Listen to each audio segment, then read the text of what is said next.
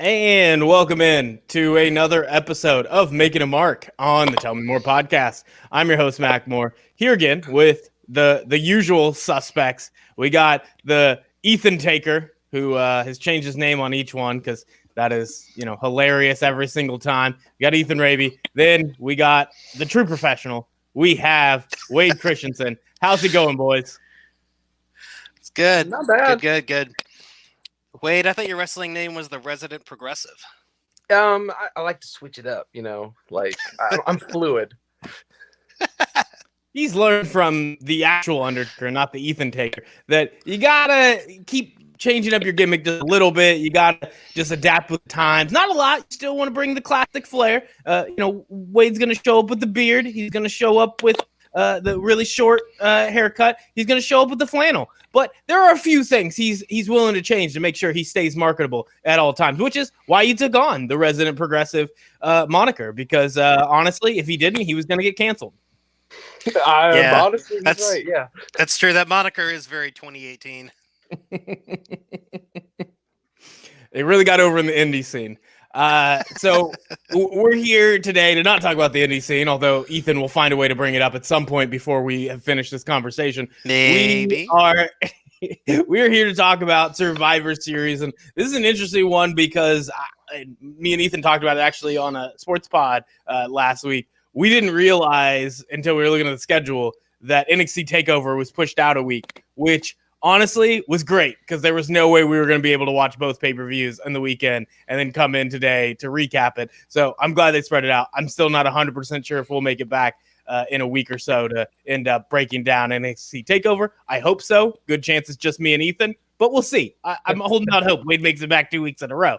But right now, we did get Survivor Series in there. I had just enough bandwidth, not the actual to stream it. I did have a few streaming problems, but my mental bandwidth, I just barely made it through to be able to watch the Chiefs game. This was a strange week for me. Normally I would put together a paper on Wednesday, but we moved it up to Monday because of Thanksgiving. So I was going, normally I go 100 miles per hour every day. I was going 200 miles per hour, and I think I watched Survivor Series.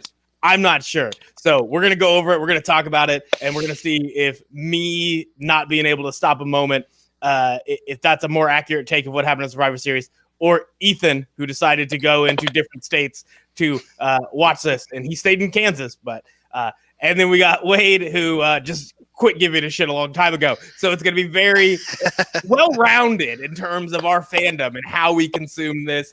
And obviously, there was no way we were going to miss it. I had my boy Thaddeus asking if we'd cover Undertaker and his farewell. And I'm like, if Thaddeus asks, we can't miss it. We're the wrestling guys in our community, and we can't let our fans down. So we're here to talk about it. And the only way to start it out, we have to do the old segment. And even if Wade gives us the NA answer, what is the best wrestling you've watched since the last time we talked, which I don't even know when that was. So theoretically, you should have more options. Wade already seems stumped. Ethan, we'll start with you. What's the best wrestling you've watched? Whenever. I don't care. What's the best wrestling you saw on the network yesterday or when? Just something. There's been a couple things. Honestly, from Survivor Series, the main event of Roman Reigns and Drew McIntyre, that was definitely one of the best things in the wrestling world that I've watched recently. I also went back and watched the first Survivor Series, 87.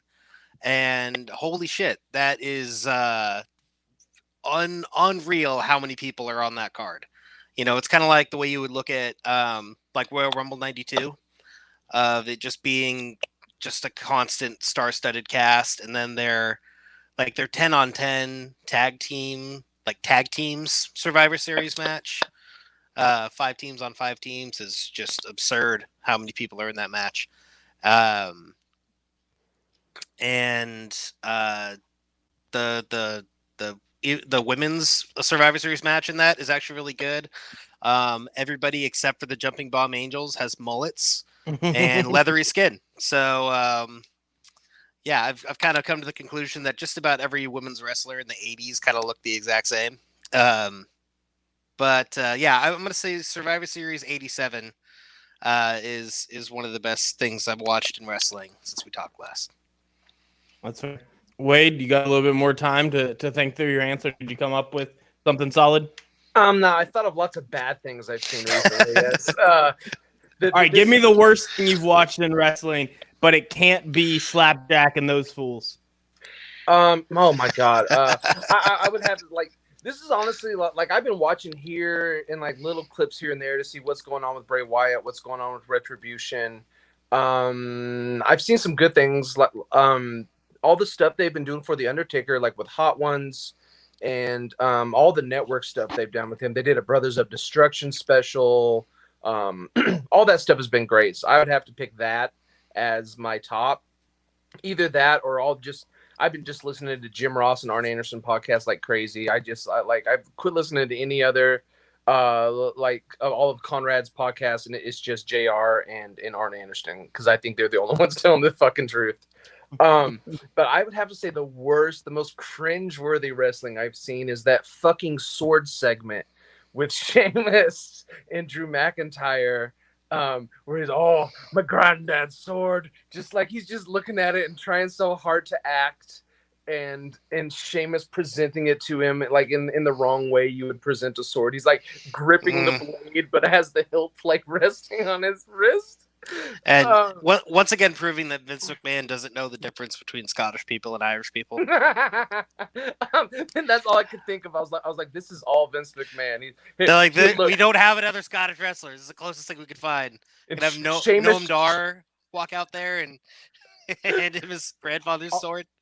On the flip side, Drew McIntyre's entrance with the giant claymore normally would be something I'd put in the negative category. Like, it just would come off cartoonish and awful.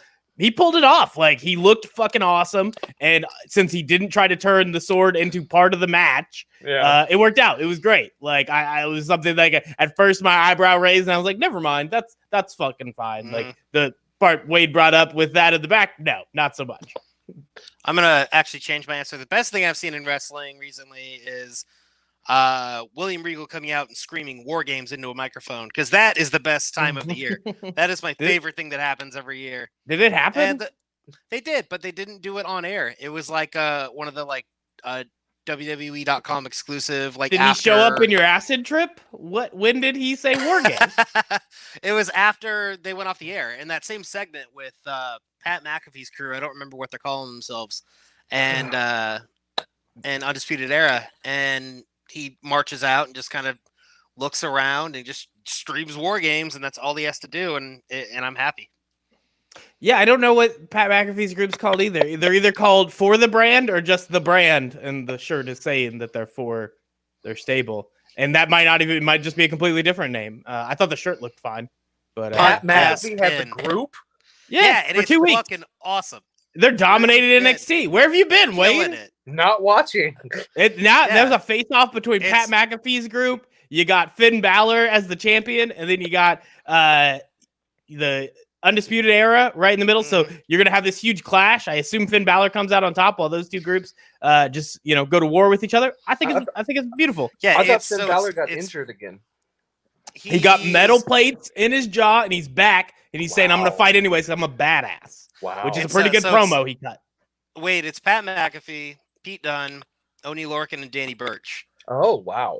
So it's smart. Right? You're getting those two that couldn't talk on their own but can put on good matches. You got them running around kicking ass. They're tag champs. Then Pete Dunne is doing good. Like, I sort of got watch the promo because Pete Dunne is sitting in the back, and it doesn't even seem like he's working for Pat McAfee. He's just smart enough to use Pat McAfee. And then he is silently moving the forces around the ring to go after Finn Balor. So he's almost on his own page of destruction while Pat McAfee's talking shit to people. It's something to watch. I didn't know how excited I would be. I know Ethan was talking it up before I'd watched it. And normally when Ethan talks something up, it's half of what he said. But no, this one, 100%. That's only because you're dead inside. It is because I'm dead inside. That doesn't change the reaction. I'm still being truthful when I tell you I didn't pop. This time, I totally popped. Like, it was a good time. I'll watch War Games. Yeah. Fine. Oh, fuck you. You were going to watch War Games. It's War Games. War Games. So, yeah. Once again, I can get excited for certain matches. It's really just the comprehensive product that is upsetting. And that's probably the best part of not paying attention is, I don't have to, sit through and figure out what the end of the Women's Survivor Series match is. Because as soon as I saw the promo, I knew what the final result was going to be. Now, I will give them credit because in their bullshit finish, they at least did it in the smartest way. They didn't have to just have this weird moment of Lana just randomly kicking ass, but really she's doing moves poorly. Like, they found a perfect way to let her be the victor without touching anyone and to make her that much more of the target for Nia Jax's abuse. And I don't know how long that story will go. It'll probably be, each week we think it'll end. Miro will be on AEW doing something, so say something negative about Vince McMahon, and sure enough, Lana will go through another table. So it should be fun to watch where they go from here with that story. If you ever want to know how petty Vince McMahon is, just look at this current storyline. He made the video himself to show people. And like, I'm sitting there, I think Kidsey was looking at the screen just like, what the hell is this? I'm like, oh, don't worry. This is what happens when, your significant other leaves the company, starts talking trash. Let's see. And it was 1 and 2. And I didn't even realize. I thought it was like 5 or 6. I didn't realize they got up to like 8 tables. Like 9, I think. 9? It was not. Jesus Christ.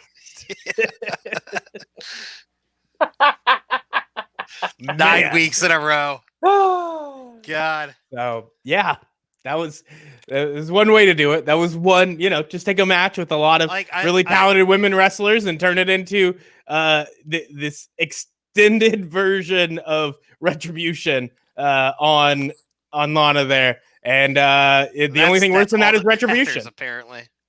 Yeah, I know none of us are really fans of Lana's character work, but anyone who's going to go through the announce table 9 weeks in a row, good for them. I want her not on TV. I don't want her being abused on TV because Vince is a petty narcissist. I don't want her getting abused on TV either.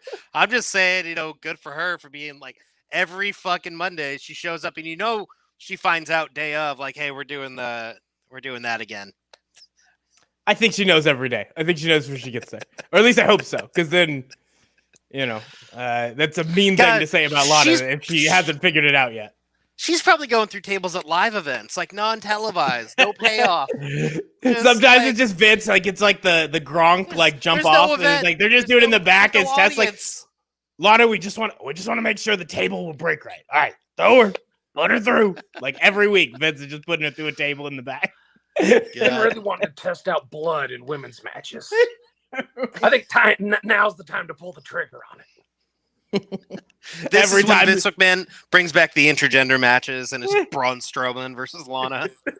Every time Lana ends up getting busted open for the table spot, then he's like, I'm not sure about this. I think it's too progressive.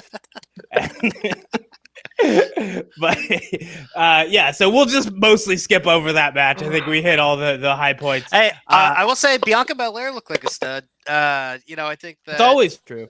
And she always does. They should have, and I know they're doing the whole bit with Lana, but I don't know. Could have given Bianca the rub there and have her come out on top. And speaking of someone getting a rub, Peyton Royce got a pin over Bayley. So those are my 2 highlights from that match. Yeah, I have nothing else to take away from it. This is a weird one because, man, like I said, there's been some benefits of not watching each week.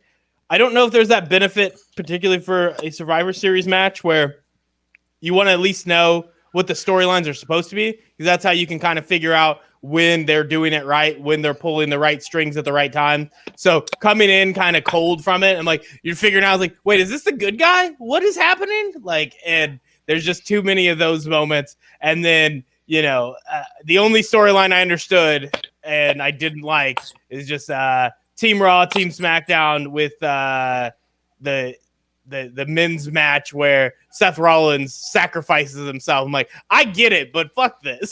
I didn't get it. I didn't get it at all. Well, he's a messiah and he's sacrificing himself for the good of the cause, even though it doesn't actually make sense. Sacrificing himself for paternity leave. That's if we're being truthful. There's a lot of pregnancy photo shoots that Seth Rollins has had to miss, and that's not fair to Becky. That's not fair to Seth. That's not fair to us as fans. So get Seth, let him get kicked in the face, let him walk off of TV, and all will be right in the world. So, I think it made sense. I hated it. I hate every second of it. I hate it. How are they doing? I don't even understand his character. Like, it's supposed to be a messiah, but he comes out there dressed like a comic book villain. Like it's like it's so just none of it fucking goes together. Like I don't even know where I was just like trying to figure out what happened with his whole group, and it was just like, oh, we're just going to just silently get rid of AOP. Well, Buddy Murphy started hitting on a minor, and then they just had to start from scratch, I think is what ended up happening with that whole storyline. It seems to be doing great for Buddy Murphy's career. Wrestling fans are sick. On the up. I think Buddy Murphy's the only one like getting any kind of a push out of this. And Seth Rollins just goes on top of the pile of every other failed cult leader that Vince McMahon has pulled the plug on too early. Mm-hmm. Just it's these stables never last for whatever reason. When somebody's following one asshole who thinks he's God's gift to wrestling, which is actually not a bad plot line to start with. And it's there's a goal. What? Like there should be a goal. There should be trying to accomplish something. That's probably the biggest problem. Is he just like at first it was a response to fans who were reacting a certain way. So the first few promos, I loved what Seth Rollins was doing when it started. Then as you get a few weeks in, but it's like, what is he trying to do? And even in a moment where it's like you're trying to take out Rey Mysterio's eye, it was like, why? Like none of it made sense of why he was going after this and how, like, not only why he would want to do it, but why that would help a cult leader randomly picking Rey Mysterio and try to smash his eye into the steel steps. There's no rhyme or reason to these over the top things, which, as we've seen, if we compare it to AEW, there's a lot of over the top shit, pretending like it's just dumb stuff that is the problem. Like the way John Moxley describes it. It's like, that isn't actually the case. Wrestling fans enjoy really dumb shit, but the dumb shit needs a point. And most of the time with WWE stuff, it doesn't. It's a cartoon that they create that, it pops the first time it's on TV, and by the 60th time, you're like, why? Why is it on TV? I think it's good that like he is going to be leaving because I really don't see room on SmackDown for him and Roman to both be there as heels. Who's the top Roman heel? a heel? Roman's just the best wrestler in the biz right now. Is that a heel? Is that who he is? He's definitely a heel. I don't know, but I don't see Paul Heyman managing many faces. Yeah, he did try to murder his cousin to beat his other cousin. So sounds like a warrior. Sounds like somebody who understands what's good for the family. Sounds like a dick. Maybe his other cousin should have stepped up and quit losing matches. See, there's a rhyme or a reason to Roman shit. I like how Rikishi's there last night, just stands by and lets the shit happen. Just like, oh no, boss. I'm good. Yeah, because Rikishi understands the importance of family. He understands what those beads mean. I don't think Vince does, but Rikishi does. And that's why he stood out of the way. I think they're feathers, not beads, but is that what they are? Or flowers. They're flowers, aren't they? Yeah, I think they're flowers. Yeah. Well, the ones that they brought out when they had the ones at that match. Normally, it is flowers. Those things they were fake flowers. And they were flowers. They didn't get the real shit for that pay-per-view because they looked hard as a rock. Yeah, they're from Samoa. Yeah, I'm the crazy one for thinking that flowers in Samoa are fucking marbles. Flowers in Samoa are made out of granite. Extra tough, yeah. Cool. You learn new shit every day. Yeah. My main point being that I've loved the story. I think it's been great. And yes, he's the heel, but man, it's rare that the heel does as well as Roman has done, particularly when we know the history of not turning him heel. And Vince has not just immediately been like, look at that, it's perfect. Make him the good guy. They love him. Like, the fact that they've avoided that and they've let him keep going, I'm so excited. I just know it'll end. I know they'll screw it up. But man, for now, I'm going to pretend like I'm not able to predict the future when it comes to Vince McMahon and his very predictable ways. I think they'll run this at least till Mania. Hopefully, it's the best thing Roman Reigns has done in his career, and he's on fire. He's money. He's great. I love this version of Roman Reigns, including the big teeth. Who is the face that beats Roman at WrestleMania? Brock. Me and Wade are like this. We're like this, man. Perfect. That's exactly what I want. It'll be The Rock. I think it is going to be The Rock. Like, it's without a doubt. Yeah. But actually, yeah, that's probably the most accurate. But if they bring Brock in as a face and let him take out Roman, and no fan will understand what's going. We'll all break. We will all just dissolve and become whatever Ethan was on Sunday when he was watching this pay-per-view. Like, that's what'll happen to us if they try to go that far with the story. But no, The Rock is perfect, and that's the thing. Is it going to be worth $20 million? Or whatever the hell The Rock's charging now to show up for one night? Yes. The answer is always yes. So I'm excited. As long as he brings that flamethrower back. It's like, if he doesn't bring the flamethrower, Vince's like, I can only give you 10, pal. Yeah. Like, 20 flamethrower.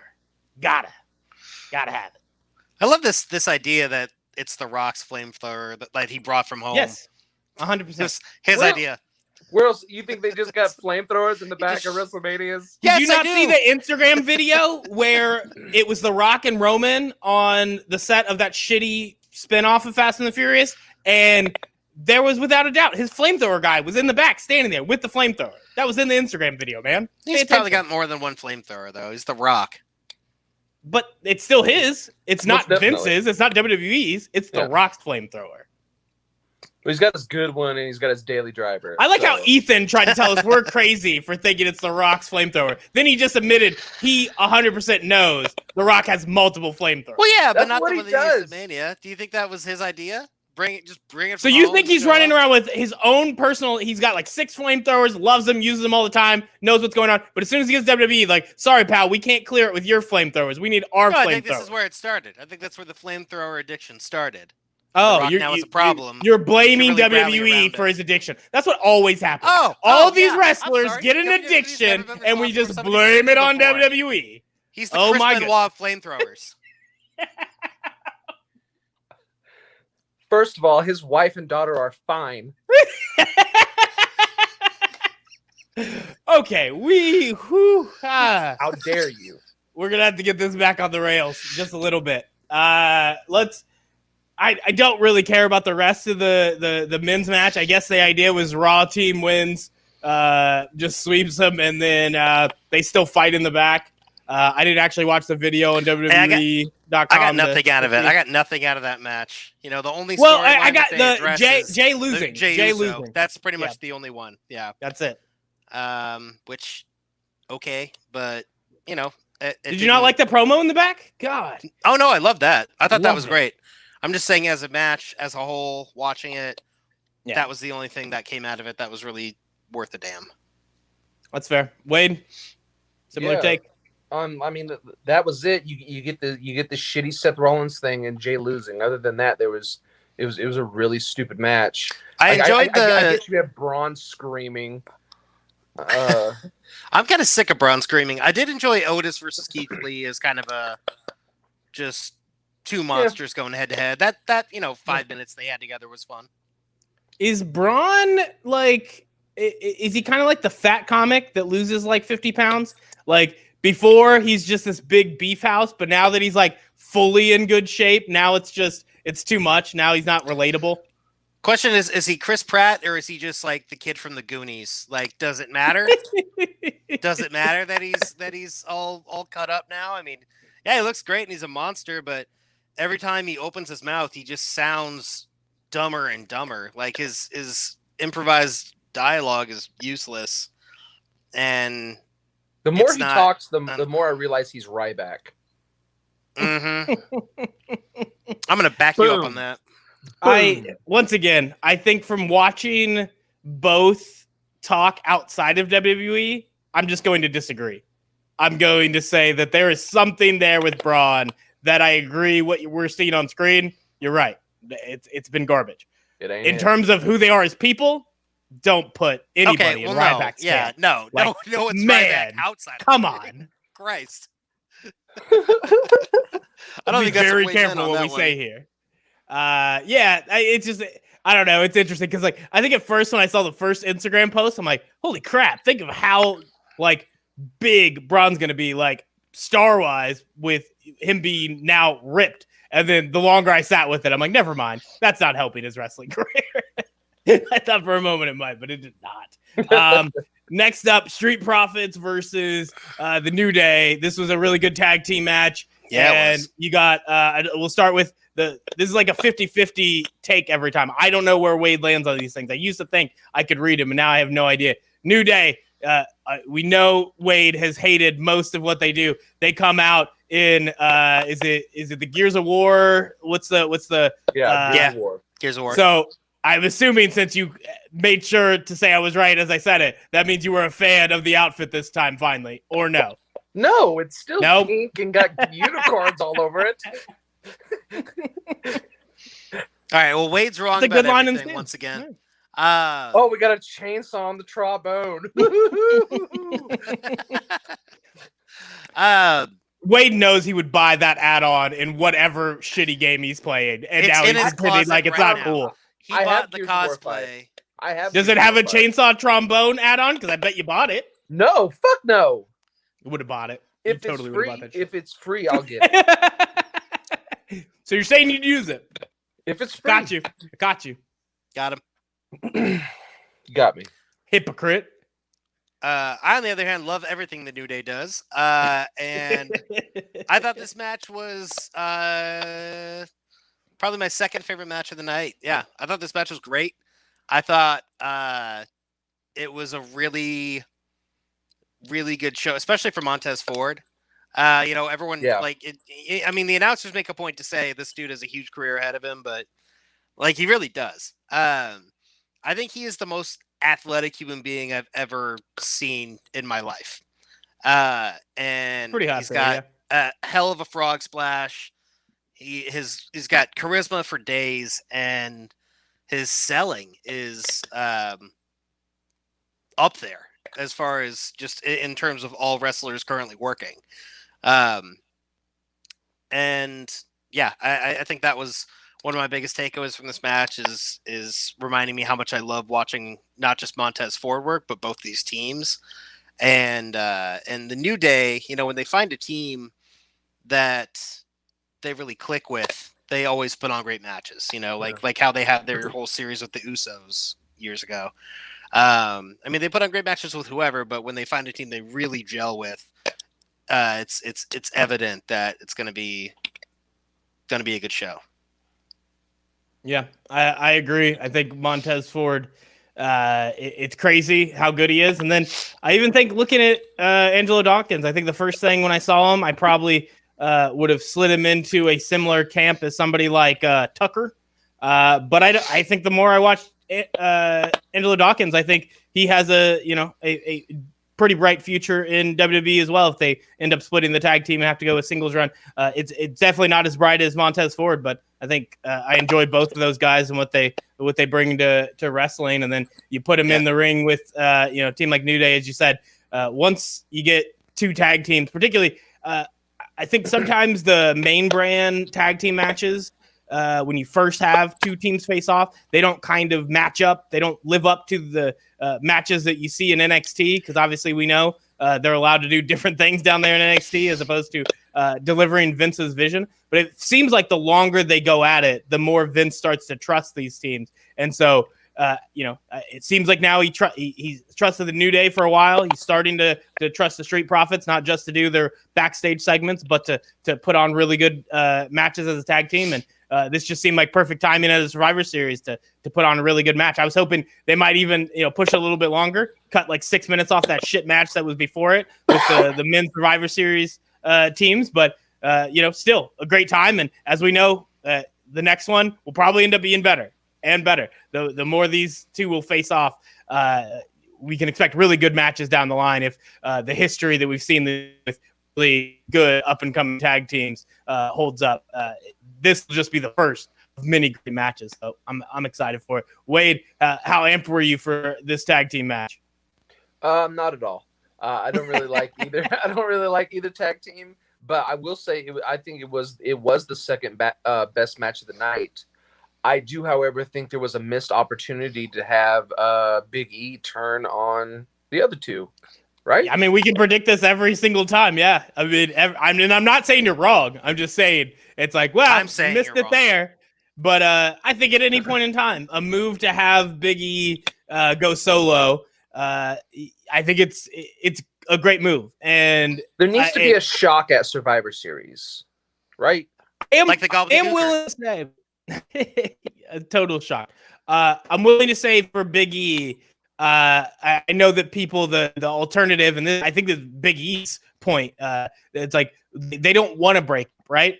Yeah. And the thing is, Vince has to then let them do a form of a singles run with all three people while they're still part of the New Day. And Vince has shown he won't do that, or at least nobody's actually asked him, because he's either said no consistently or he's never even given it a thought, because they've got nowhere close to that. If they were to do that, I'd be fine with not needing Big E to break away from the group. But it just doesn't seem like a likely scenario. And then from there, yeah, if you need a Survivor Series surprise, that would have been a good one. Was there even one that, like, people pretend? I think the most surprising thing, I guess, would be what Ethan mentioned earlier with Peyton Royce getting the pin on Bayley. And once again, another thing I don't give a shit about. So of the surprises, it didn't. And in fairness, good for Peyton Royce. That is entirely shade at Bayley, not at Peyton Royce for that one. But there's nothing really at Survivor Series that kind of was a big pop, like it was like a really like holy shit moment. Yeah. And that would have been it. That would have been a good one. And I don't know if there's another one that you could put on the table. Ethan, if you want Big E to stay with New Day, rapid fire, tell me real fast what pop you would have gone with, what big turn, what moment would you have made at Survivor Series to get Big E leaving New Day off the chopping block, off the possible decisions that me and Wade would have pulled the trigger on. With with what's presented there, I don't know. I think just in general, I'm not a fan of splitting up tag teams because I've seen it too many fucking times.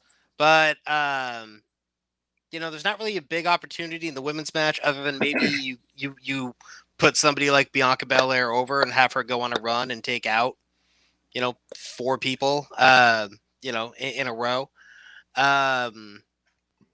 Trying to think if there's another real opportunity. The Fiend attacks Undertaker. That was kind of, something like that might have been. Yeah, I wouldn't hate that. So I saw a YouTube video that was like the Fiend and the Undertaker meeting in the ring. I have no idea where it was even from, when it was happening, but like I see that and I'm like, why didn't that happen? Why wasn't that what was going on in Survivor Series? Yeah, I kind of feel like the absence of the Fiend takes away a big opportunity for whatever that big pop is. Yeah. No matter how you want to use him, it's versatile. You can put him. I'm not really sure what his current program is. Orton, I think. Okay, I think as of Monday, it's Orton. So yeah, they're probably gonna run that for a while. Yeah, I don't know. I feel like just the booking of just the match card going in alone was pretty underwhelming for this show. So as far as like which of those is going to have a big surprise pop, there's not really a lot of opportunity. Yeah, that's fair. I was thinking I was trying to like fantasy book, and I don't really have a good one that's like a big twist. I think if anything, the only one I have is to fix the women's Survivor Series. God, this was a bad Survivor Series outside of the like it's the pandemic and we're in a Thunderdome thing. Like they just didn't have anything set up that it wasn't a lack of fans that ruined it. There were nothing good that they really planned for most of these matches that I normally love. Maybe could have been great. Also would have been a Money in the Bank cash in, but at the same time, the Miz is the one with the briefcase, so who gives a shit? Well, I cared when he beat Dominic Mysterio on the pre-show. No, I didn't. I did not care. So the women's, I was thinking a good twist. It's not even a twist, but like what they should have done with the ending was play it the same way, where it's going to be Lana at the end, but but instead of doing the Shayna Baszler, gets disqualified thing, you do the same count out with, Nia Jax getting counted out. And I was thinking it was like Bianca Belair is like, God, is she on Lana's side? This is how much I paid attention. Like, I don't even know whose show these people are on, but you do a runaround with one last opponent trying to go at Lana, and you pretend that person's about to get like knocked out. You do that classic Vince-ism of, oh, I guess Lana learned a few moves. And like the moment she looks like she's going to get the victory, it's, she just gets choked the fuck out. Like, that's the move. And it would have been great. Like, that's the great finish to that match. Like, it's this big rah-rah moment for Lana. And, if you're going to put her through like 9 tables, at least make the moment like helpful. Like, this is a win for Lana that makes her like her character that much worse.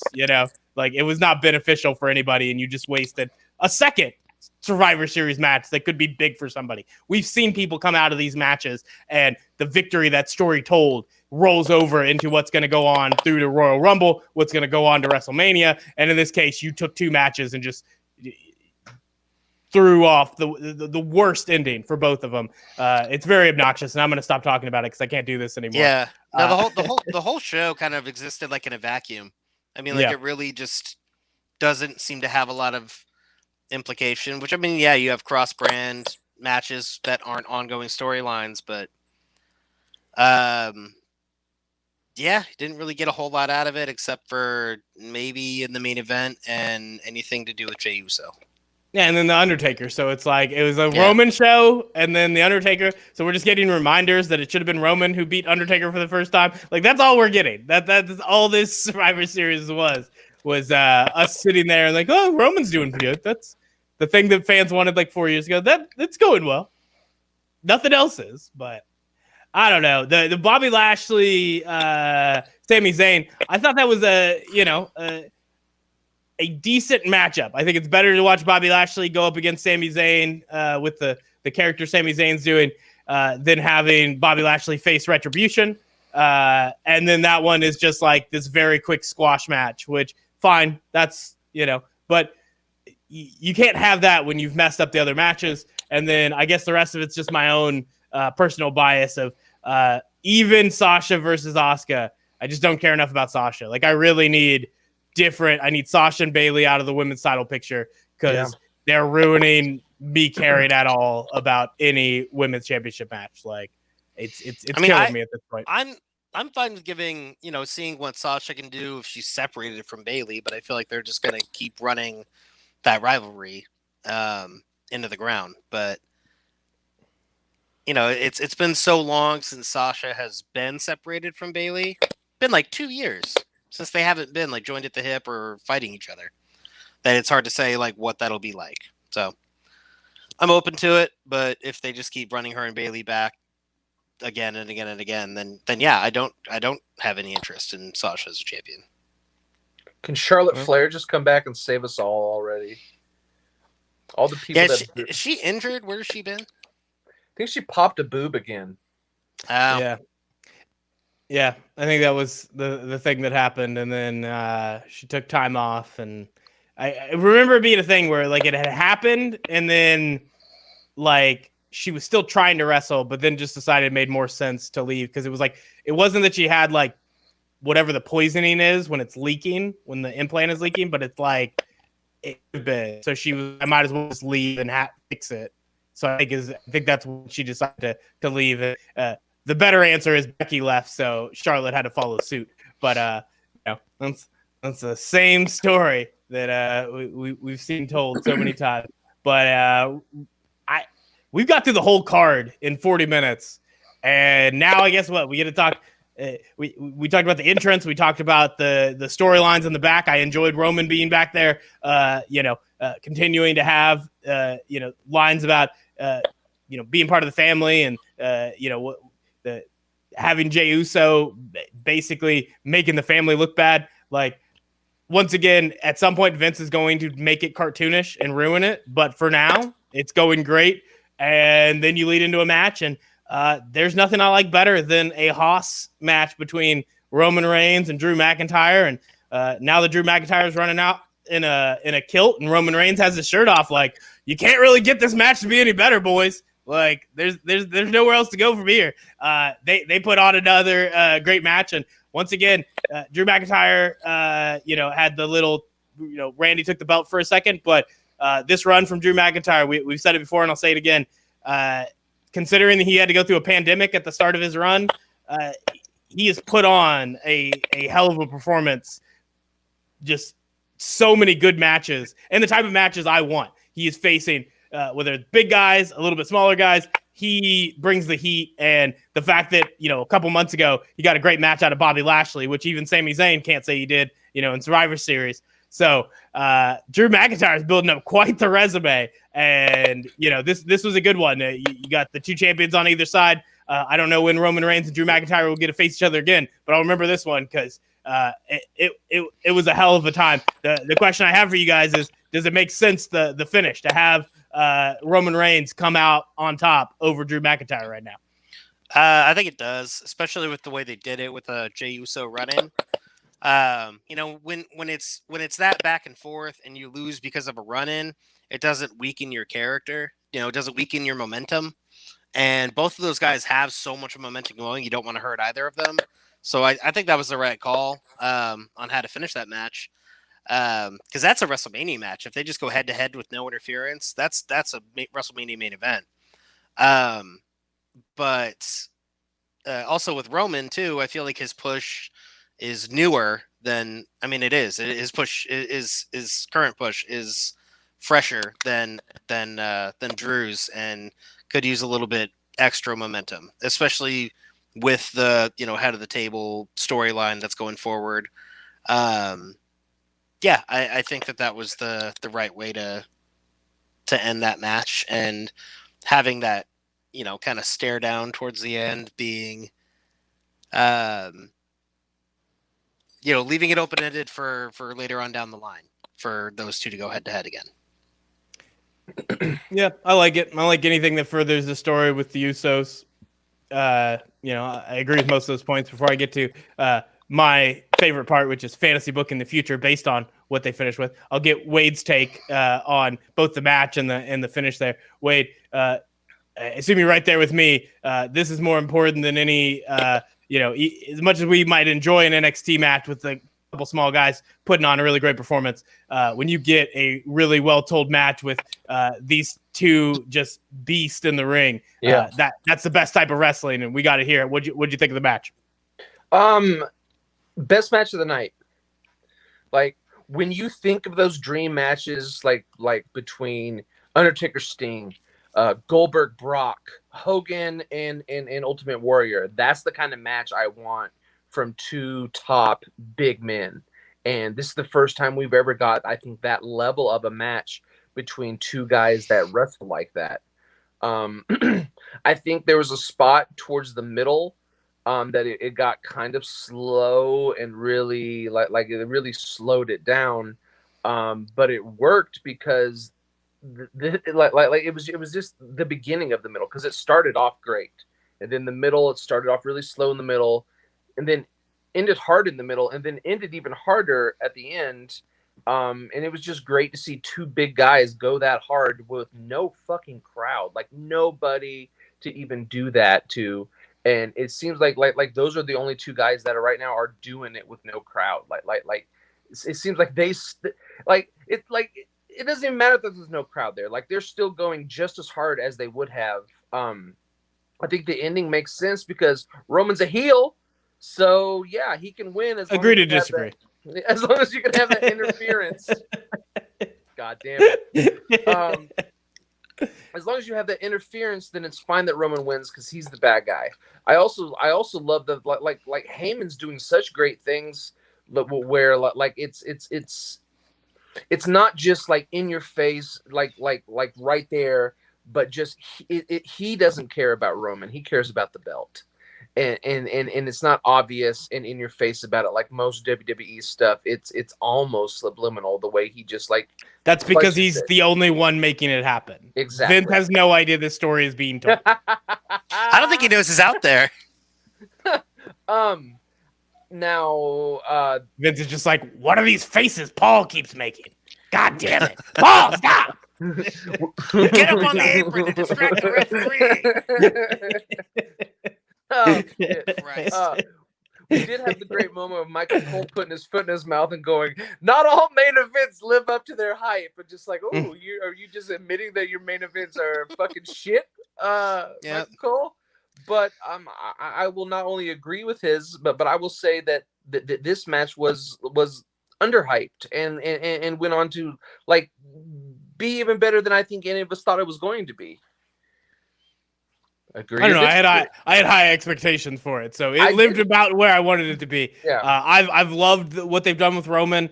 Like I mentioned, you weren't here for the full gear recap, but any chance I get to say AEW didn't beat WWE, I'll go there. And I think the I Quit match with Roman, like without a doubt, having the brothers be fighting for each other, and the only reason Jay quits is because he's saving his brother from getting choked out by Roman. That was so much better than what was a really good match from Jon Moxley and Eddie Kingston. But I Quit matches are just so strange that when you're building up and you just keep beating the hell out of each other, whatever that thing is that pushes somebody over to finally say I quit, it has to make sense. It has to be visual, and that's just a hard thing to do. And so once you've beat the hell out of this guy, you're like, I guess he just finally got tired and realized he didn't care about disappointing his mother anymore. He just wanted to stop getting his head beat in. There's no rhyme or reason to that last minute.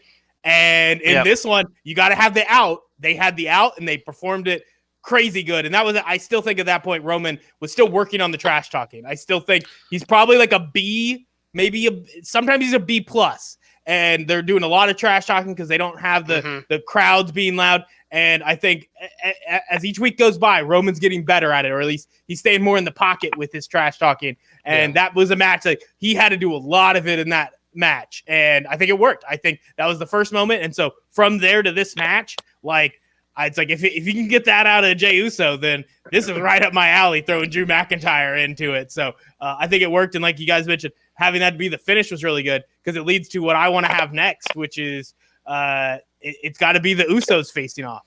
It is Jay finally, just giving in to Roman, just, dominating him, turning him into his lackey, and Jay buys in. Jay becomes the real, forget the stupid cult Seth Rollins has put together. The real cult's going to be the Usos having to fall in line for Roman, the leader. And when Jay finally is beaten into submission, and it's Jimmy who comes back from injury and is like, what are you doing, Jay? This is bullshit what he's doing. And Jay smacks the shit out of him, and they fight. And then when we go into that WrestleMania match with The Rock, the pay-per-view before, it is Roman and Jay versus The Rock and Jimmy. I am hella down for that build-up to what will be my favorite WrestleMania match ever. That's the hype I'm putting on it right now. I'm absolutely here for that. And I think that, like Jim Jones understood this, that all good cults start with family. I don't know why Vince McMahon doesn't see that. I think that he lucked into this one. I really do. Yeah, every time. And I just love a good cult storyline, and I think that's where we're headed with the Anoa'i family. But I wanted to see Roman slap Rikishi around a little bit. I want him to be the leader of this tribe. The year is young. Year is young, Wade. Rikishi, I don't think he has much else to do. He can come back a few more times. Beat up Umaga from Beyond the Dead. If he pulls a John Cena, if Roman Reigns goes John Cena on, that could be interesting. I'm into it. Calling back to the John Cena Undertaker rivalry. If you guys missed the reference, I don't want to spell it out for you boys, but there Ethan got it. Took him a minute. Oh no, I got it. I want you to stop talking about it. No. I'll explain it. You can get it. So John Cena. No, okay. So I think the family part. Beating an undead horse. That's a weird way to talk about Umaga. He's passed away. He's a special member of the wrestling community. Ethan, what's wrong with you? So I'm excited for what they can do with this rivalry going forward. So I was excited for the match, but it's good to know somebody like Wade who just was not psyched for most of the stuff going on, only is doing this show out of an obligation to us. He got hyped for this match. That's how good the match was. So that's exciting to hear. I think, you mentioned The Rock. That seemed almost like that's what has to happen. Is that really the fantasy booking? Like, if that's the pick, if that's you saying this is the best choice, walk me through how we get to that moment of Roman going up against The Rock at WrestleMania. I think he's just got to keep slapping around family members. Like, to be honest. You already explained the build-up. Okay. Like, they had that, they've already signed this guy that, like, Shane had a match with when him and Roman had their feud going. Bring him. I believe they're going to bring him back, have Roman slap him around. Slap Samoa Joe around just for the hell of it. They keep doing it. It is great when they bring Samoa Joe in. Like, you understand how this is going, right? And he's like, I lived in California my whole life, Cole. Yeah. Like, it's not good to have them keep bringing him in the whole time. He's like, yeah, Corey, not related to them. Like, every time, like, they keep trying to pull him in, and Joe's like, yeah, I guess. I don't know. I know about as much as you guys do, which is nothing, you assholes. They're like, look, I know 9 Samoans, okay? Give me a break. Other people called me Samoa Joe because there were white guys named Joe. This isn't about my heritage, guys. That's not the reason for the gimmick. Actually, it's probably going to have to be it's probably going to have to be done through like a promo or something where he just has to say, I am better than Umaga. I am better than Yoko. I am better than High Chief Peter Maivia. And then, if you smell, and then this fucking like that's it. You disrespected fucking my grandfather. You missed a week there, though. You missed a week. There's 1 week there where he comes out and he shows his clip from Hobbs and Shaw, and he says he's the better actor. You missed a week. Yeah, I guess. It's going to happen. I'm not saying it should. I'm just saying it will. He just looks dead into the camera, just like, fuck Moana. And then it's just like... God, that's going to make me re-up my Disney Plus subscription. That's good fantasy booking. It's what I'm here for, to sell. He does a whole parody of the song "You're Welcome." Yeah.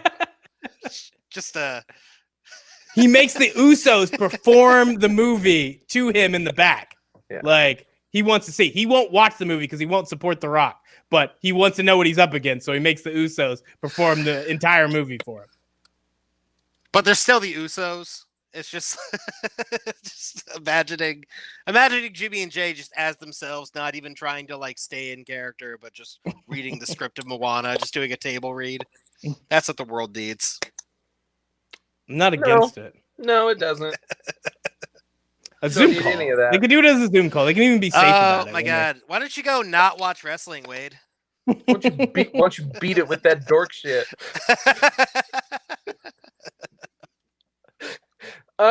Yeah, I mean, like it's got to happen. That's what this has to lead up to. And if it's not leading up to that, then what are we even here for?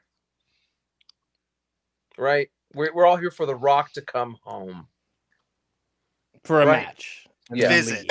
Visit home. He will say hi to Grandma. Yeah, and only talk to half the family, and then he'll go back because he doesn't have time for this shit. As is tradition. Yep. That's pretty solid. Yeah. Ethan, do you have a better one? Do you have anything? You just accept Wade's idea, or is there a better way to get to the only match? Because we can't fantasy book anything else. There's no other options. Except Brock. Brock's the only other option. I just hope it doesn't all happen on Twitter. I hope it actually like happens for real. Like there's actual segments and The Rock gets involved in it before the comeback. But no, I mean, I think that's roughly how it'll probably go down. Yeah. As far as other ways to get there, I don't think you do it with the Royal Rumble. I think that's too big of an opportunity to create a storyline with the WWE title.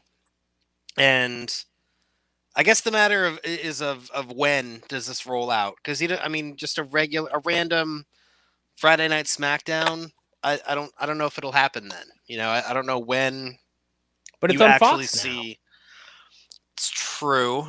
And, hey, Roman's got to lose this title before the match with The Rock, because the match won't be for the title. So someone's got to take the title off Roman. Oh, that's adorable. That you Cute, think you think that way. That you think they wouldn't just take the best, actually like well-written organic feud and just throw a title in the middle of that. Like, Of you course they realize will. The Rock is going to beat Drew McIntyre, and it's going to be a double title, right? Like, No, Probably. but like The Rock. you shake your head, and ain't gonna stop it. There's Like, a The train Rock a has coming, to Wade. win, right? The train is a coming. No. Because The Rock wins. The Rock goes over. Well, yeah, he does. But Double title, relinquishes them both the next night. Relinquish them. And you know what? He gives them to the Usos. Just hands them to each Uso. One belt, each Uso. You know, you've been talking about Ethan's drug use this whole time, and you're on fucking something. Like, I guarantee if we found the betting odds for this, all of my picks would be closer. They would have much better odds than yours. Maybe. I throw out one ridiculous thing at the end. All my other ones are pinpoint accurate, man. I'm going to say it's absolutely going to be for the title. I'm not saying that's the best idea. I'm willing to parlay this in. I'm willing to parlay this in and put my money on The Rock beating Drew McIntyre. I'm willing to do double title, and I'm going to walk away. I'm going to put $10 down and make $1,000, baby. It's going to happen. God, you're going to end up like the dude from Uncut Gems. That's exactly who you are right now. I'm smart enough not to let them out of the box. Like, that's all I can say. I'm not much smarter, but I'm smart enough not to pull that move. I think I'm excited either way. Like I said, I enjoy what they're doing, and this is coming from me that, you know, it would be in my favor to say that the fans were wrong all the time for wanting Roman to turn heel and for it not to work, yada, yada. No, I'm enjoying every freaking minute of it. The more they can do with it, the better. And, you know, as long as from here they, you know, keep letting Drew McIntyre just have these really, good matches, keep letting him go around. I'm glad they didn't keep him with the Drew or the Randy Orton thing. They made it last as long as it needed to, and then let Drew McIntyre walk away from that rivalry with the belt. It's crazy that the two top titles, Vince is making all the right moves, and with two people in positions that fans haven't rebelled against, or at least without fans in the crowd anymore. It's hard to tell. I don't have to listen to him anymore. I'm not on Twitter listening to him. So wrestling is improved in that way. It just also is a little bit boring when, the Thunderdome only does so much. As we mentioned before, that Thunderdome crowd makes it start to feel like a real wrestling event, but it sure as hell doesn't make Survivor Series feel like Survivor Series. So when you get these pay-per-views, Thunderdome doesn't deliver, enough. But otherwise, it's worked pretty good. And, some people just need to step their game up. Most of the card didn't. Roman and Drew McIntyre did. I think the tag team match did. And then Sami Zayn did a great job getting squashed. He's really good at that, and I'm going to give him credit. That's all the credit I can give out for Survivor Series. Final thought. That's it. That's the last one. We're not talking about Undertaker's farewell at all? That's what we're doing now. We had to get through. That's not a match, so that's done. And now the next 40 minutes are about the Undertaker. First 10 minutes are an entrance, and then we will get to talking about it. So starting with that, obviously for me, I don't know. I agree with Wade's where there wasn't any surprise earlier. So you're sitting there kind of like, is this really all we're doing? We're just bringing out guys who really don't matter. Like, what the hell are the Godwins doing out here? Like, this is nonsense. This is too many people that you're bringing out. Well, I mean, like, something's got to happen. And by the time it's over, it was like, I'm glad Undertaker got it. I'm glad he's getting remembered that way. In terms of like my viewing experience, I'm just sitting there like, God damn it. I'd rather it just end very fast, have Undertaker do his little bows, and then I get to watch Stone Cold and The Undertaker talk for another hour, because that was the best part of the evening, is getting another dose of Stone Cold Undertaker shooting the shit on a video podcast. Yeah, I think so. They've done this for Ric Flair, and they don't do it often, where the farewell with all their old buddies coming in the ring. And I mean, the Goblins make sense. They were, they were Bone Street Crew dudes. Like, they were Undertaker's running buddies in the 90s. It adds up. And Mideon was in Ministry of Darkness. But yeah, it's weird to do that and then them not be in the ring. Like, for them to all be introduced to the ring as a farewell, and then it's like, oh, well, we're doing a it's Undertaker, which I think the right move is still, him retiring in character, not him coming out and doing a farewell as Mark Calloway. He's already got a 5-part docuseries doing that. So I think that's the right move, but it was just kind of Vince looks terrible, by the way. I feel like he's like lost a bunch of weight recently. Well, like all we're in in the his middle face. we're in the middle of a pandemic where old people are the most vulnerable, and you want everybody to stay in the ring with them. Come on, Ethan. What are you? They're What are all you in the asking ring for together. here? They're on the ring with each other, and they're all like 50 plus. So And then they got out, I'm and then I'm not even saying I want them there when Undertaker's coming out as Undertaker. It was just weird. It was just a weird setup. it's also weird. Kane was the only one who kept his distance. I would have thought between Kane and Vince, they would have been the ones buddying up to people, getting all real close when they shouldn't be during a pandemic. But those were the two that only one wearing a mask too. Yeah, he might want to get a different one during the pandemic. I don't think Mayor Kane is protected like you think he is. Reverse pandemic mask. Just leave this part open right here. But yeah, and then the speech was short and sweet, and then he hits all those poses, and the walk to the ring, the walk out of the ring takes a while. The graveyard on the Titantron entrance ramp was a nice touch. That looked kind of cool. Him walking away, but that was kind of, I don't know. I mean, it was it still meant something. I mean, it was kind of I thought it was fine done, but it was it was nice to kind of have like an actual final closure of that book on the Undertaker.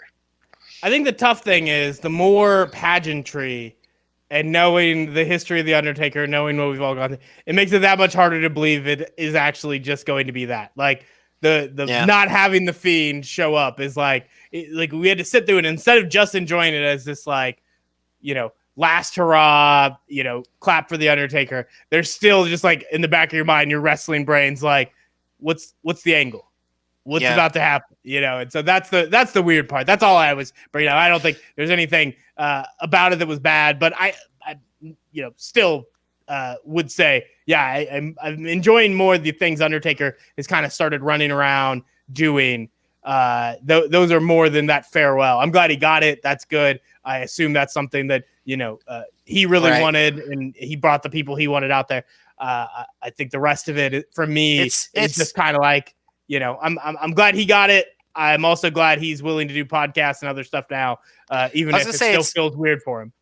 It's more the end of his farewell. His farewell began like after WrestleMania, with the start of the Last Ride series and going on podcasts and the Broken Skull. What is it called? Broken Skull Sessions or whatever with Stone Cold, and then going on Hot Ones. It's once the Undertaker's on Hot Ones, like his wrestling career's done. So, I mean, it was just kind of the. I like me and Undertaker have the same opinion on Hot Wings. You and Undertaker have the same opinion?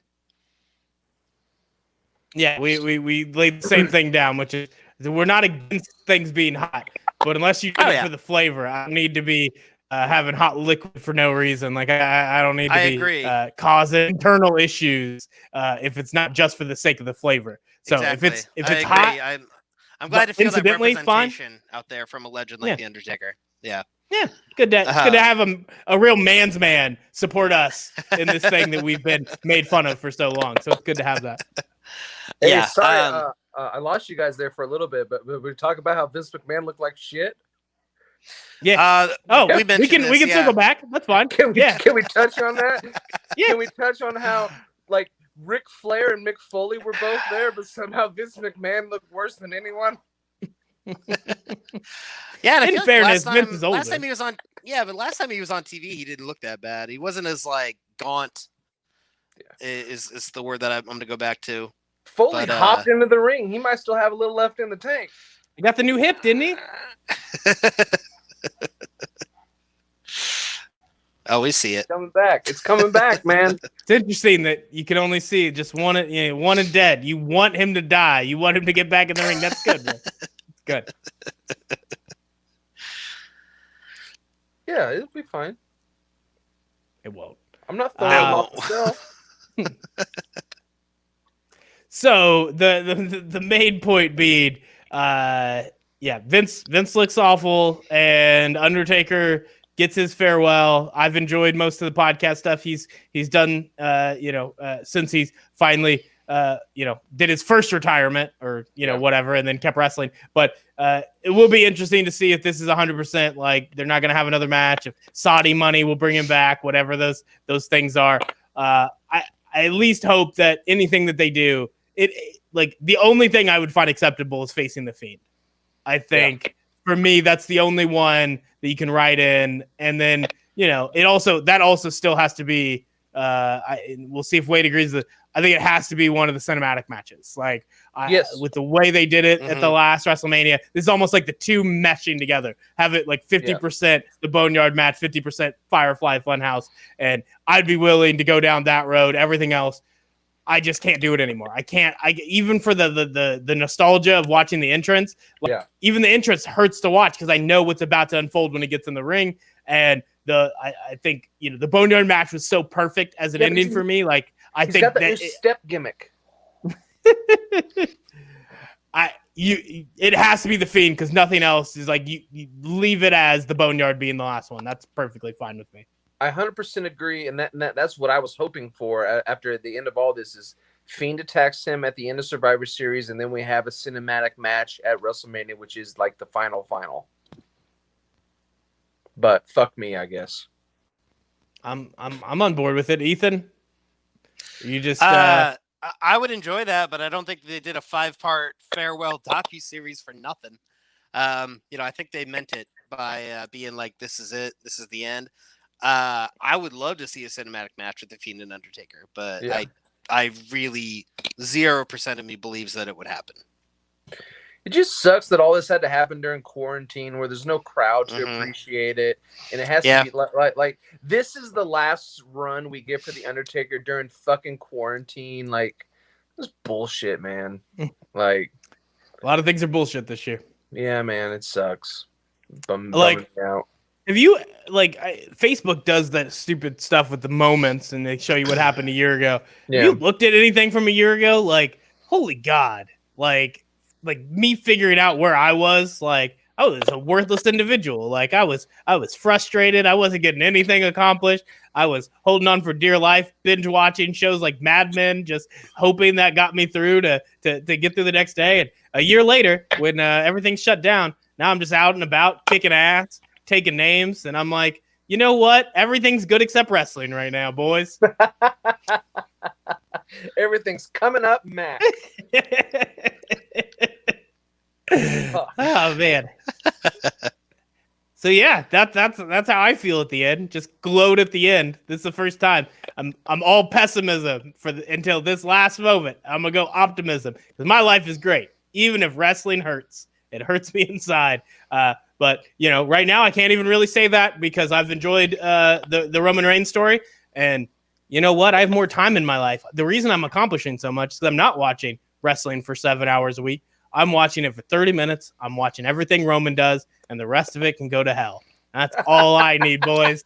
That's all I need. So with that, as we are looking forward, I've already stated my case. I'm looking for Roman Reigns. That is, each match. That's the story I'm watching and see where that goes. I'm excited. Is there another story in wrestling right now? This is how we'll end it before we get on out of here. Ethan, if you had to pick one story that you're keyed in on, you want to see where it goes from here, what's really got you? I know each week you're kind of like a dog. You kind of chase after the new story. Like one week it is Hangman Page, or actually the moment I mentioned Hangman Page, you jump from whatever you thought it was 10 minutes before, and then all of a sudden Pat McAfee gets one good promo, and you're like, I love Pat McAfee. War Games! Yeah. So this week, where are you at right now? What's the number one thing on Ethan's list of top wrestling? Pat McAfee War Games. I shouldn't have said it. I can't lead the question. That's my bad. No, I screwed up. That has been my. I have actually gotten back into watching NXT regularly. That's the only of all the weekly shows that I'm watching consistently now, and I'm back to enjoying it, and especially with the lead up to War Games and everything that's going on with AEW or with the Undisputed Era and Pat McAfee's new stable. Yeah, whatever the name is. I just like factions, man. I like good factions. Yeah. And that's what NXT is doing, right? AEW is doing kind of almost at random, it seems, with a lot of these groups. I dig what they're doing with Inner Circle. That is about it as far as factions go in AEW. The NXT, two factions that are kind of running it there. I've really enjoyed. Shotzi Blackheart has a good program going on. I'm NXT is my my happy little world in wrestling right now. Okay, so Ethan decided to name like 6 things because he doesn't understand NXT. The question. That's my one thing. One that's not one story. That's the one story. It's the first thing I said. I'm just saying other things I also enjoy. But that's not the what one storyline, Wade, I don't give a what's shit. What's the one thing that's going to keep you coming back Cole, for wrestling? Undisputed Era versus whatever Pat McAfee stable is called. Quit talking over Wade's part of the show. Like, Wade's about to have a promo. I wasn't done talking. You were done. You're done when I say you're done. I run this shit. Wade. Fine. Hey, you can't put me in free speech jail. All right, I'm going to mute my own mic just so I'm not tempted to talk. He's already been muted. I already got it. Fine. So, Wade, what is the one storyline that you're going to keep up with that it still has you excited at least a little bit for professional wrestling? I mean, I'll probably keep up with Orton and The Fiend. That's kind of what I've kept up with, since SummerSlam is what The Fiend's been doing. Retribution, I could give a shit less anymore. The moment they came out in all those stupid masks, it was over for me. I don't know what they're supposed to be again. It's just another failed WWE gimmick of what the hell is going on. Oh, the Muhammad Ali. No, this is not Muhammad Ali. What's his name? It's a good question, Wade. Mustafa Ali. Mufasa Ali. Who cares that he was the hacker? Who cares he's leading Retribution? Who cares who Retribution is? It's all fucking garbage. The Fiend is all that I'm interested in WWE right now, even in the Roman thing. I want to see how Roman does eventually get to The Rock. If it's going to be in a way of like, oh wow, they came up with a really decent way, or if it's just that was a bullshit paint by numbers way to do it. Other than that, Jim Ross and Arn Anderson are going to keep me coming back every week to listen to them talk about how much of a dick Vince McMahon is.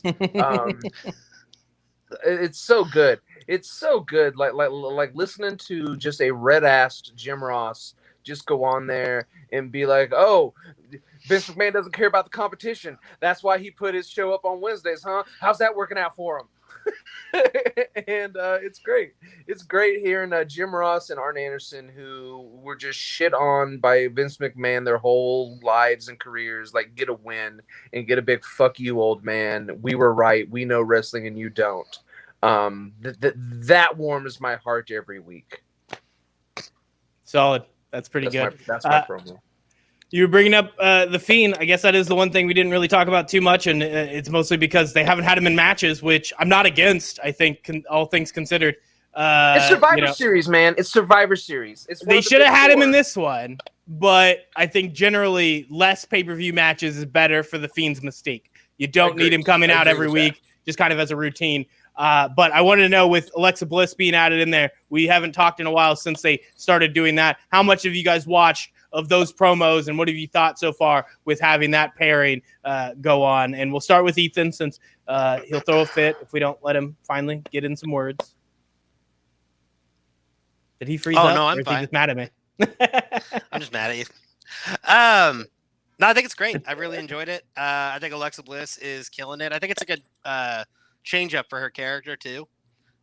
She kind of seems like whatever they give her, she's going to run with and do really well with. She's one of those talents. So I think it's been great. I think it's a great addition and adds growth for not just her, but for both characters and the whole mystique of the Fiend. Was that short enough? Was that short enough time for you, Mac? No, I mean, you can go as long as you want. I just don't want you going off topic. Wade, similar response. How have you felt about the pairing up, having Alexa Bliss join up with the Fiend? I mean, it keeps whatever he's doing fresh. Now he has this girlfriend or slave or like whatever the hell's going on. It's the Fiend's girl. I don't know what's going on with it, but I like it. It's interesting. It's a puppet assistant is technically the job she applied for when she got brought into the funhouse. Yeah. I've had that job. It's unrelated. It's information. It helps with the conversation. But it's something new. It's something new with her character. It's something to add to his. It's finally a Sister Abigail type person that they've all been clamoring for. Yeah, like it's a lot better than him losing the belt to Spears all the time. So like I guess I'm here for it. It's all I'm keeping up with on YouTube. So it has a hold of me somehow.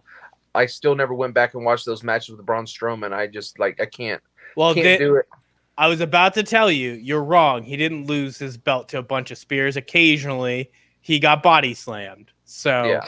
just FYI, you should have watched the Braun matches, then you would know that. Well, I'm not gonna. So.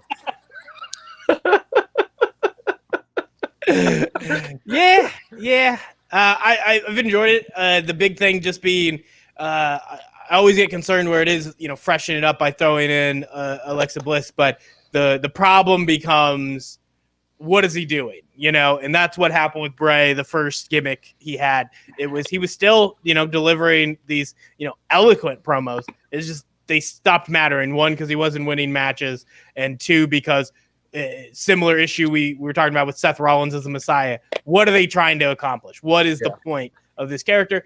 And he's at least not losing matches anymore. You're right. You keep him out of matches. It's easier to keep that record up so you can make sure he's not losing that mystique. But there's also that, well, what is happening here? And other than the fantasy booking of Alexa Bliss, having somebody there that's a Sister Abigail, I don't know what the point would be. And eventually all the stuff they're saying, they at least keep it fresh because they're very entertaining talents. You put the two of them together, they can deliver some really, whether it's a funny promo or it's funny with the creepiness built in, they're able to keep putting stuff on, but eventually it has to go to something. And, once you get past Survivor Series, you don't have a match for him. Are you going to have one for him, at the Royal Rumble? Or are you going to have the right opponent for him, going into to WrestleMania? Because I can't imagine the Randy Orton thing is supposed to go that long, I can't imagine this is the setup heading into WrestleMania, but it could be. That could be their game plan. I really want to make sure that when they do that, it's okay, how many weeks can we watch those two sit there in a room talking? But the plan is for, the Fiend to beat Randy Orton. And then what's next? What's he actually going to do from there? Because it's good he's not focused on the belt, but he needs to be focused on something. Yeah. I guess. Wade's just gonna keep watching no matter what. Yeah, it's going to be like it's like the Mr. Rogers. It's any show that's going on for 20 years. Wade's gonna be in the 20th year. I think it's fine. I don't think they need to change anything about this. Just keep going. Keep going. Yeah, it's fine. It's fine. It's interesting. You got Tom Savini masks and spooky stuff and puppets, and yeah, it's great. Ethan? Are you just trying to deflect now? Or is that what this is? Pretty much. I don't fucking know what to say. I ain't watched this in 4 months. I do enjoy spooky stuff and puppets. Yeah, I think and I think also Alexa and Bray can also be they are very involved in each other's storylines as well. So even if right now he's doing something with Orton, they can take a little focus off of that without having to keep the gas, pedal to the metal on that feud, and have him be a little more focused on Alexa Bliss's development into that world. So that's kind of, part of what his, like you said, he has to have a goal. That's kind of been one of his goals. And that's sort of kind of nearing the end of, her being fully brainwashed into the Firefly Funhouse. So, and then he's got, his program with Orton, and I don't think his programs have to be super long. I don't think they have to range all the way from Survivor Series to WrestleMania. I think they can be 2-3 month at a time kind of things that seem to just improve other characters too. I mean, that's kind of just been, one of the angles of he can take somebody who's maybe renowned but stale and give them kind of an injection that the fans care about, because as long as they're handling it right, the fans are on board with whatever you're doing with the Fiend, unless it's losing to spears and power slams and really anything that has to do with his title pictures. But the story and the character feuds have been awesome, and I think the fans have been really supportive of it. Yeah, that's fair. Yeah.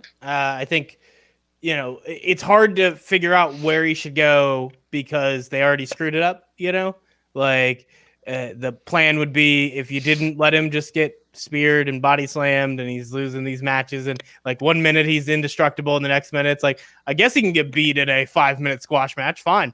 Like that sort of back and forth kind of made it tough to figure out, because otherwise it's let him win all the time, let him be an unstoppable force, let him, if you're going to have him beat characters who they're a face and they leave and they come back a heel, or they're a heel and they lose, they come back, they're a face. Like, I think that was working in the beginning. And then once they kind of had him lose, then it was like, you're back to kind of, what the hell do you do with this? Because it should build up to what would be an epic WrestleMania match, not against Randy Orton, but, against somebody that win will mean so much for them, because the Fiend has been like basically unstoppable. Like, you build up to that, and instead, because we know Vince doesn't have the attention span to let that happen, they've already kind of ruined it. And it'll be interesting to see, if they got Wade back on board, they might have enough of the fans that have, because Wade usually, once he's out on it, once he's like, you screwed this up, he's no longer going to buy back in. He's still yelling about Big Show losing matches from like 6 years ago. Like, there's still things he won't let go of. So the fact that he's gotten over the Fiend losing.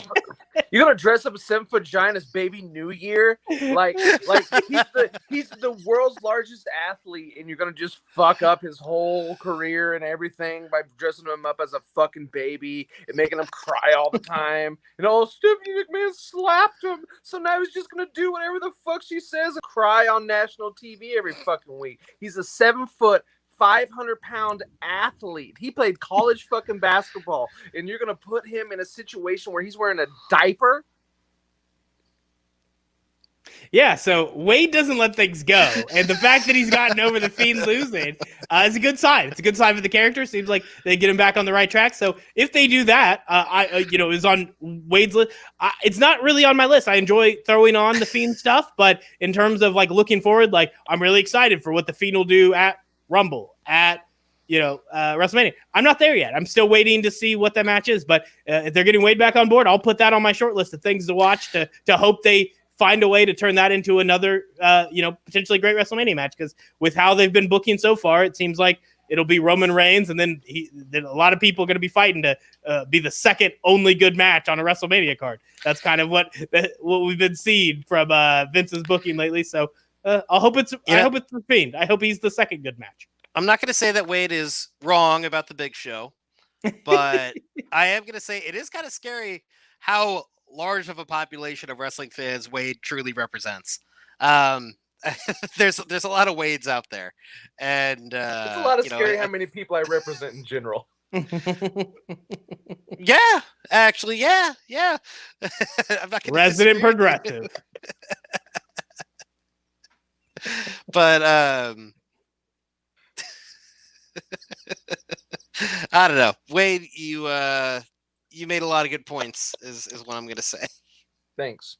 And that's how we have to end it. Wade made a lot of good points. Ethan made like 3. That's all we have for this Survivor Series recap on Making a Mark Wrestling Show on the Tell Me More podcast. We'll try to be back for an NXT takeover. Like we said, we would love to do previews and recaps. That's just not going to happen for a while. Just recaps whenever we can after big shows. But it was good to talk to you boys, and I'm glad we got to talk about good wrestling, a little bit of bad wrestling, and anytime Wade cuts a promo on Big Show in a diaper, we know it was a good day. So thanks everybody for tuning in, and we'll see you later, Marks.